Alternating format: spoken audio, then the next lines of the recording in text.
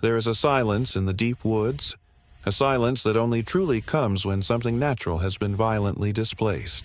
When Liam and his friends ventured into that forest, they were chasing a sound, a cosmic heartbeat. But what they found was a terrifying vacuum. The forest floor was wrong, the air was wrong. The technology they trusted turned to useless metal, choked by a presence that defied physics. Owen called it non-human. He was wrong. It was anti-human. They found the remnants, a radio melted from the inside, a perfect circular scar on the earth. Proof that something had been here, and that it operated by rules our reality cannot comprehend. They felt the air thicken, the gravity shift, the very ground they walked on become an alien stage. It was then, when their doubt was thickest, that the true hunt began.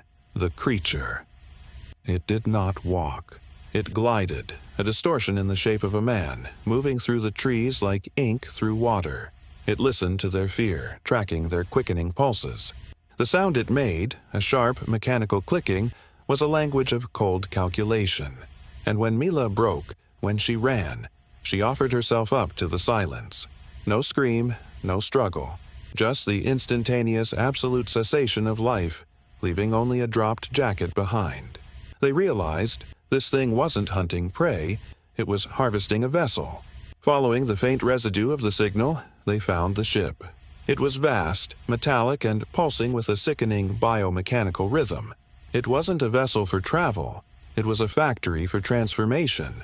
Liam touched the hull, and for a terrifying second his mind was no longer his own. He heard the collective terror of 1,000 captured minds screaming into the void. Proof that this process had been happening for centuries. Inside, the horror was perfected. Humans suspended in blue light, not dead, but waiting.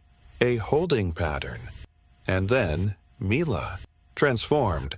Her voice was calm, alien. She didn't speak of war or conquest, but of replacement. They don't want to destroy us, they want to become us. They are upgrading the planet, trading out the chaotic mess of humanity for a perfect, silent, unified network. And they needed a carrier. The creature chose Liam. It raised its hand, and the signal was forced into him. A surge of icy, silent knowledge, erasing his identity, replacing his soul with a crystalline purpose. He escaped, but he was no longer Liam. He was a Trojan horse, the Vector. He walked back into the light of the sun and became the first transmitter. When the reporter asked him what he saw, he didn't see the reporter. He saw a target. He saw the next node in the network. His eyes, now cold and blue, were the eyes of the